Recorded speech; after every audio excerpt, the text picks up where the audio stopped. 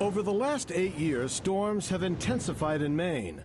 Powerful storms that the governor says flooded not just coastal cities and towns, but inland communities as well. They chewed up roads. They broke down seawalls all up and down the coast. Great flooding in the interior part of Maine. Culverts washed out, roads destroyed. Today's grants will allow communities in both inland and coastal Maine to take bold action to protect their residents and their businesses against dangerous weather events. Governor Mills made the announcement on Colony Beach in Kennebunkport. The town was awarded a $75,000 grant to try to find ways to prevent the next storm surge from flooding the Kennebunk River and Dock Square. This area is not only vulnerable, it's the heart of our town's economy and identity. Kennebunkport plans to use its state grant money to study the tides and climate change.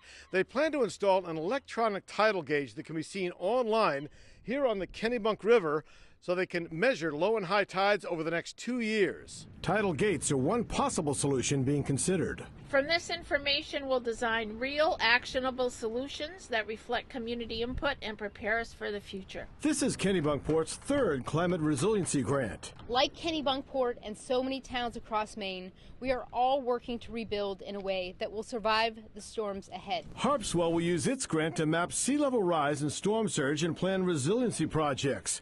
Jay will use theirs on culvert improvements. And Old Orchard Beach, Saco, and Biddeford are building up the dunes to protect from the next big storm surge. Creating more dunes, refurbishing the dunes that are there. Other communities will use their grant to pay for energy efficiency upgrades to reduce greenhouse gas emissions. Scientists have said for 100 years that carbon emissions are a problem and that climate change is real. Brad Rogers, CBS 13 News.